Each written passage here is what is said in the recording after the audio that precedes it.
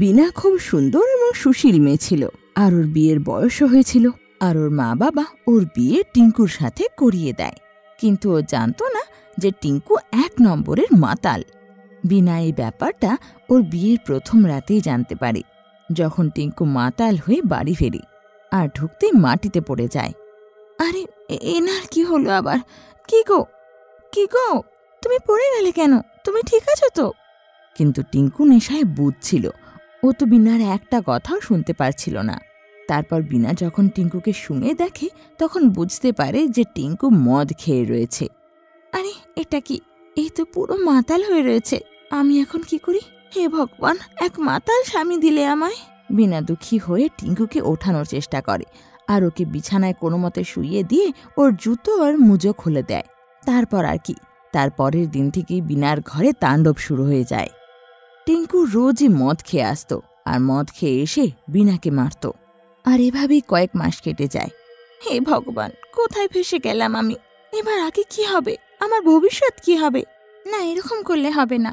আমাকে যেভাবেই হোক এনার মদের অভ্যেস ছাড়াতে হবে। কিন্তু তখনই বিনার বমি হতে লাগে, আরও অজ্ঞান হয়ে পড়ে যায়। বিনার যখন জ্ঞান ফেরে, ও হাসপাতালে নিজের প্রতিবেশী সীমার সাথে। আরে আমি এখানে কি করে? আমার তো ঘরে থাকার কথা। কি হয়েছে সীমা দিদি? আরে আমি তোমায় এখানে এনেছি। যখন তোমার ঘরে আমি তোমায় দেখতে গেলাম, তখন দেখলাম বাইরের দরজা খোলা, আর তুমি অজ্ঞান পড়ে আছো। তো তাড়াতাড়ি তোমায় হাসপাতাল নিয়ে আসি আমি। ডাক্তার ম্যাডাম এই এলো বলে। কি? বিকেল হয়ে এলো তো। এখনই টিঙ্কু ঘরে আসবে, আর ঘরে এসে খাবার না পেলে আবার ঝামেলা করবে। তুমি একটু ডাক্তারকে ডেকে দাও না। আরে ওর চিন্তা করো না, তুমি আরাম করো। আর ডাক্তার এলো বলে তখনই সেখানে ডাক্তার আসে। অভিনন্দন বিনা, সুখবর আছে, তুমি ৩ মাস ধরে প্রেগনেন্ট। এটা শুনে সীমা আর বিনা দুজনেই খুব খুশি হয়ে যায়। এই কি বিনা, তুমি ৩ মাস ধরে প্রেগনেন্ট আর তুমি জানোই না? কি বলবো দিদি, টিঙ্কুর এই ব্যবহারের জন্য আমার মাথা সবসময় খারাপ থাকে, তাই হয়তো এই দিকে আমার খেয়ালই যায়নি। আচ্ছা ঠিক আছে তাহলে, এখন তো তুমি জেনে গেছো। এখন থেকে নিজের আর বাচ্চার খেয়াল রেখো। চলো তাড়াতাড়ি ঘরে ফিরি। তারপর সীমা বিনাকে ঘরে নিয়ে যায়। ঘরে গিয়ে বিনা কাজ করতে যাচ্ছিল, আর মনে মনে ভাবছিল, এটা এটা তো কত ভালো কথা যে আমি প্রেগনেন্ট। আমি আমার বাচ্চার খুব খেয়াল রাখবো। টিঙ্কু একবার যখন নিজের বাচ্চা আসার খবর শুনবে না, দেখবে ও মদ ছেড়ে দেবে। বাস ও একবার ঘরে আসুক, ও এলেই আমি ওকে খবরটা দেব। তখনই টিঙ্কু আবার মাতাল হয়ে ঘরে ফেরে। এই বিনা, শিগগিরই আমার খাবারটা নিয়ে আয় রে, আমার খুব জোর খিদে পেয়েছে। বিনা তাড়াতাড়ি ওকে খাবার এনে দেয়, আর খুশি মনে ওর পাশে গিয়ে দাঁড়ায়। শোনো না, আমার তোমাকে একটা ভালো খবর দেওয়ার আছে। এই, আমি কিচ্ছু শুনতে চাই না। শিগগিরই আমার জন্যে আরো 2টো রুটি নিয়ে আসবি, বুঝলি? হ্যাঁ নিয়ে আসছি, তুমি আগে কথা তো শোনো, তুমি শুনে পাগল হয়ে যাবে। এটা শুনে টিঙ্কু রেগে যায়, আর ও খাবারের থালা মাটিতে ছুঁড়ে ফেলে। বিনা টিঙ্কুর ওপর খুব রাগ হয়, আর রেগে গিয়ে ও টিঙ্কুকে বলে, আরে কি গো, শুধু খাবার খাবার খাবার? আমি কত একটা ইম্পর্টেন্ট কথা তোমায় বলবো, আর তুমি শুধু খাবার নিয়ে পড়ে আছো। কখনো তো আমার কথা শোনো মন দিয়ে। বিনাকে এভাবে চেঁচাতে দেখে টিঙ্কুর মাথা আরো গরম হয়ে যায়। এই, তোর এত বড় সাহস, তুই আমার সাথে জোর গলায় কথা বলেছিস? দেখ তোর আজকে কি অবস্থা করি, তুই এখন দেখ। টিঙ্কু রেগে গিয়ে টেবিলে রাখা চাকু নিয়ে বিনাকে মেরে দেয়। বিনা ছটপট করতে করতে তখনই মাটিতে পড়ে যায়, আর টিঙ্কু নেশায় হওয়ার কারণে অজ্ঞান হয়ে যায়। পরের দিন যখন টিঙ্কুর জ্ঞান ফেরে, তো দেখে ওর ঘরে প্রচুর ভিড়, সাথে পুলিশও এসেছে। ওহো, এই এসব কি হচ্ছে? আমার বাড়িতে এত লোকের ভিড় কেন? আবে ওই, খুন করে দিয়ে এবার বলছে ভিড়টা কিসের জন্যে? আরে এটা তোর বাপের বিয়ের জন্যে, বুঝতে পেরেছিস? চল জেল অবধি যাবে সেটা। কি খুন? কার খুন? কে করেছে? আমি আবার খুন করেছি? হ্যাঁ, এটা কি করে সম্ভব হয়? তুমি তো সব শেষ করে দিলে টিঙ্কু, তুমি বিনাকে মেরেছ। আরে ও প্রেগনেন্ট ছিল। কেমন মানুষ তুমি! তুমি তোমার স্ত্রীর সাথে সাথে তোমার বাচ্চাকেও মেরে দিলে। কি প্রেগনেন্ট ছিল? কিন্তু আমি তো এসব কিছুই জানি না। না, হতে পারে না, আমি ওকে মারিনি। ও নিশ্চয়ই আত্মহত্যা করেছে। হ্যাঁ, ও আমার সাথে সুখী ছিল না তো তাই। ও আত্মহত্যা করেছে। চল চল, বাকি কথা থানায় গিয়ে হবে, শিগগিরই চল। পুলিশ টিঙ্কুকে ধরে নেয় আর ওকে জেলে নিয়ে যায়। অন্যদিকে বিনা এক ডাইনিতে পরিণত হয়, আরও প্রেগনেন্ট ডাইনি হয়। ও রেগে মেগে পুরো ঘরে টিঙ্কুকে খুঁজতে লাগে। কোথায় গেল এই মাতাল টিঙ্কু? আজ একে ছাড়বো না আমি। কি অবস্থা করেছে আমার!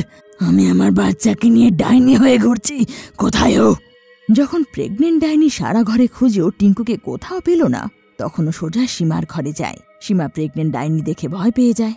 কে তুমি? এখানে কেন এসেছো? সীমা দিদি, আমি আমি আপনার বিনা। কাল রাতে টিঙ্কু আমাকে চাকু মেরে মেরে ফেললো, আর তখন থেকেই এভাবে ঘুরছি আমি বাচ্চা নিয়ে। কি বলছিস? এসব তো খুব খারাপ হয়েছে। তোমায় এই অবস্থায় দেখে আমার খুব খারাপ লাগছে। কিন্তু টিঙ্কুকে তুমি এখানে খুঁজে পাবে না, ওকে পুলিশ ধরে নিয়ে গেছে। আমার আত্মা তখনই শান্তি পাবে যখন আমি টিঙ্কু থেকে প্রতিশোধ নেব। ততক্ষণ আমি এইভাবেই ঘুরে বেড়াবো। কিন্তু বিনা, টিঙ্কু তো জেলে বন্ধ, ওকে ওখান থেকে বের করা খুব মুশকিল হবে। ঠিক আছে, ও না আসতে পারুক, তবে আমি ওর কাছে যাব। তুমি শুধু বলো যে ও কোন জেলে আছে। সেটা তো আমি জানি না বিনা। ঠিক আছে, তবে এই শহরের এক একটা জেল আমি খুঁজবো আর ওকে খুঁজে বের করব। ওকে এত শান্তির জীবন আমি দেব না। এটা বলে ডাইনি ওখান থেকে গায়েব হয়ে যায় আর টিঙ্কুকে খুঁজতে লাগে। কয়েক মাস কেটে যায় আর ও টিঙ্কুর খোঁজ পায় না।